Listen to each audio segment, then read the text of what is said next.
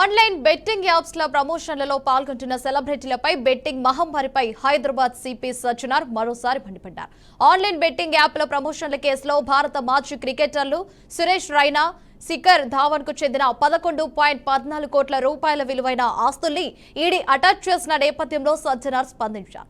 అభిమానాన్ని కూడా సొమ్ము చేసుకునే వీళ్లు ఆదర్శనీయమైన ఆటగాళ్లు ఎలా అవుతారు అంటూ నిలదీశారు. బెట్టింగ్ మహమ్మారికి వ్యసనపరులైన ఎంతో మంది యువకులు తమ జీవితాలను చేజేతులారా నాశనం చేసుకుంటున్నారని, వేలాది మంది ఆత్మహత్యలకు పాల్పడ్డారని ఆవేదన వ్యక్తం చేశారు. సమాజాన్ని ఛిద్రం చేస్తున్న బెట్టింగ్ భూతాన్ని ప్రచారం చేస్తున్న వీరు వీటన్నిటికీ బాధ్యులు కారా అని ప్రశ్నించారు. సమాజ మేలు కోసం యువత ఉన్నత స్థానాలకు చేరుకోవడానికి 4 మంచి మాటలు ఇవ్వండి, అంతేకాని మిమ్మల్ని అభిమానించే వాళ్లకు తప్పుదో పట్టించి వారి ప్రాణాలను తీయకండి అంటూ విజ్ఞప్తి చేశారు. ఇక ఇదే అంశంపై మరిన్ని అప్డేట్స్ మా సీనియర్ సబ్ ఎడిటర్ శ్రీకాంత్ అందిస్తారు. శ్రీకాంత్ చెప్పండి.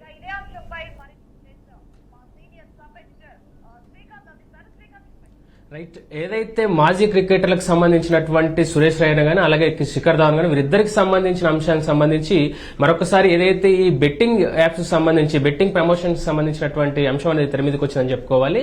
అయితే హైదరాబాద్ సిపిగా ఉన్నటువంటి విసి సజ్జనర్ దీనికి సంబంధించిన ఒక ఇంగ్లీష్ పేపర్ ఎడిషన్ వచ్చినటువంటి 11 కోట్ల అసెట్స్ కు సంబంధించి బెట్టింగ్ యాప్స్ బెట్టింగ్ కేసు సంబంధించి అసెట్స్ కు సంబంధించినటువంటి ఆ పేపర్ కట్టింగ్ ను తన అకౌంట్ లో అంటే ఎక్స్ వేదికగా ట్విట్టర్ లో పెడుతూ చాలా కీలకమైన కామెంట్స్ చేశారని చెప్పుకోవాలి. ఒకసారి ఆయన చేసిన కామెంట్స్ చూస్తే కనుక అభిమానాన్ని కూడా సొమ్ము చేసుకునే వీళ్ళు ఆదర్శనీయమైన ఆటగాళ్ళు ఎలాగవుతారు, బెట్టింగ్ మహమ్మారికి వ్యసనపరులు ఎంతో మంది యువకులు చనిపోతున్న ఈ నేపథ్యంలో వాళ్ళకి అభిమానులకు మీరు మంచి చేయాలి కానీ వాళ్ళని వారి జీవితాన్ని పాడు చేసే విధంగా మీరు ఈ రకమైన చర్యలకు ఎలా పాల్పడతారంటూ కూడా విసి సజ్జనార్ చాలా పెద్ద ఎత్తున ఆరోపణలు చేసినని చెప్పుకోవాలి. అయితే గతంలో కూడా ఏదైతే ఆర్టీసీ ఎండీగా ఉన్నప్పటి నుంచి కూడా ఈ బెట్టింగ్ యాప్స్ సంబంధించి పోరాడుతూనే ఉన్నారు. బెట్టింగ్ యాప్స్ పూర్తిగా నిర్మూలించాలని చెప్పుకుంటూ ఆయన సోషల్ మీడియా వేదికగా పెద్ద ఎత్తున ఒక ఉద్యమాన్ని రన్ చేస్తారని చెప్పుకోవాలి. అయితే ఇప్పుడు ప్రస్తుతం దీనికి సంబంధించి ఏదైతే సమాజం మేలు కోసం ఏదైతే ఈ అభిమానులకు ఉన్నట్టు చూసుకుంటున్నటువంటి ఎవరైతే వీళ్ళంతా అభిమానులు క్రికెట్ అభిమానులు ఎవరైతే వీరందరికీ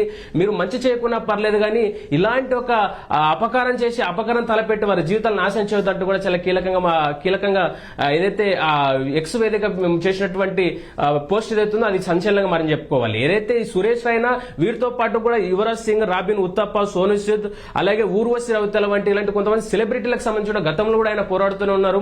అంటే ఖచ్చితంగా ఈ పూర్తిగా ఈ బెట్టింగ్ యాప్స్ పూర్తిగా నిర్మూలించాలి, ఇది యువతను తప్పుదో పట్టించే విధంగా తయారయ్యారు కాబట్టి ఖచ్చితంగా దీన్ని పూర్తిగా వదిలేయాలి.